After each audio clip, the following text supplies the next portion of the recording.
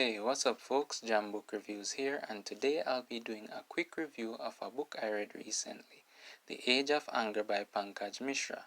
Now for those who don't know, he is a famous Indian author and columnist who writes regularly for Bloomberg, the New York Times, and The Guardian, and he is also a fellow of the Royal Society of Literature. Now this book is very ambitious in that it tries to explain the confusing times we live in.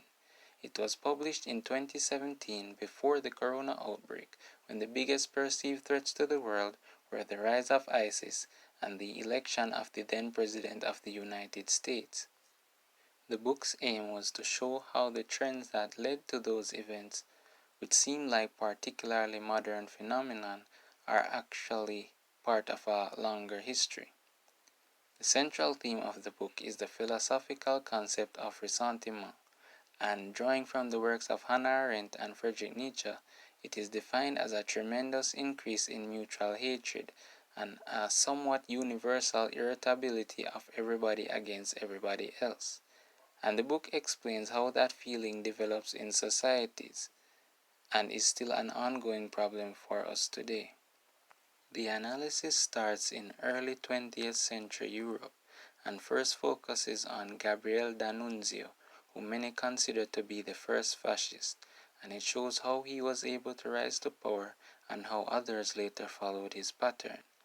Now the book isn't a history book as much as it is a history of ideology book, and the primary thinkers Mishra draws upon are Hannah Arendt, Nietzsche, Rabindranath Tagore, Bakunin and Tocqueville, as well as the lives of D'Annunzio, Adam Mickiewicz, Timothy McVeigh, among others.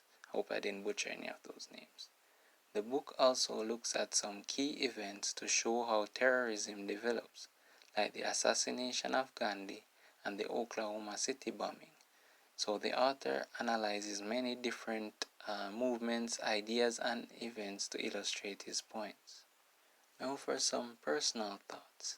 The book is relatively short, about 350 pages, but it took me a while to get through it because though it is marketed to a general audience, the writing is a bit dense and has an academic tone. But the topics the book explores aren't simple, so it is sort of understandable, but don't think that it's a book you'll read through quickly, and if you don't like that type of writing, it's probably best to avoid it. As I mentioned before, the book draws heavily from the works of Arendt and Nietzsche, and if you're like me who has not read them in depth, you can still understand the book, but I'm sure you would benefit more from having some familiarity with their work beforehand. Now you might be wondering if the author achieved what he set out to do with this book. Well, I certainly came out of it with a broader understanding of the mid-2010s, but the strength and weakness of a book like this is that it is written in the time period it is analyzing, so it has that timeliness that makes it engaging, but you wonder if the assessment will hold up over time. But definitely great food for thought. You can go buy this book. Thanks for listening. See you on the next one.